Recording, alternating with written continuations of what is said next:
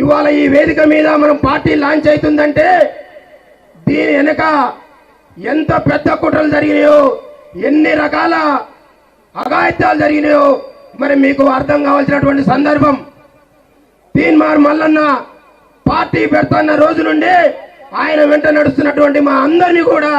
ఒక్కరొక్కరిగా విడదీసి అనేక రకాల కుట్రలు చేసి మరి తీన్మార్ మల్లన్నతోని ఈ అగ్రవర్ణాలకు డ్యామేజ్ అవుతుందనేటటువంటి వాస్తవాన్ని గ్రహించినటువంటి ఈ అగ్రవర్ణ నాయకులందరూ కూడా మరి మమ్మల్ని అనేక రకాల నిర్బంధాలకు గురి చేస్తున్నప్పటికీ మరి ఈనాడు మన నాయకుడు మరి గుండె ధైర్యం కలిగినటువంటి ఈ రాష్ట్రంలో ఈ 70-80 ఏళ్ల నుండి ఈ మీ జాతుల్లో మీకున్నటువంటి మీ జాతిలు ఎంతమంది ఇవాళ మీరు అధికారాన్ని అనుభవిస్తున్నటువంటి మీ వాటా ఎంత, మరి మా వాటా ఎంత అని నిలదీస్తున్నటువంటి నాయకుని మీద నమ్మకంతో మరి మేము చేస్తున్నటువంటి ప్రయాణం మరి మీ అందరూ మా ఎంట ఉండనేటటువంటి ఆలోచనతో చేస్తున్నటువంటి విషయాన్ని కూడా ఈ వేదిక ద్వారా మీ అందరూ కూడా గుర్తు చేస్తా ఉన్నాం.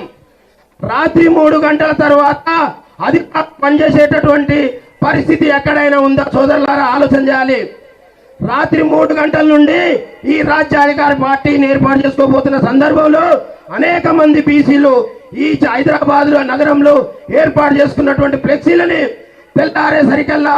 ఏ ఒక్క బీసీ సోదరు కూడా కనపడకుండా చేస్తున్నటువంటి కుట్ర మరి మీరందరూ కూడా గమనించాల్సినటువంటి అవసరం ఉంది. అంతేకాదు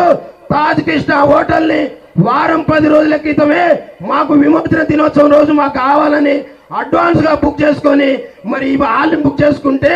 రాత్రికి రాత్రే కుట్రలు చేసి తెల్లవారే సరికల్లా అన్నిటికీ లాకులు వేసుకొని మరి మన కార్యకర్తలందరూ కూడా బయట కూర్చోబెట్టేటువంటి చరిత్ర.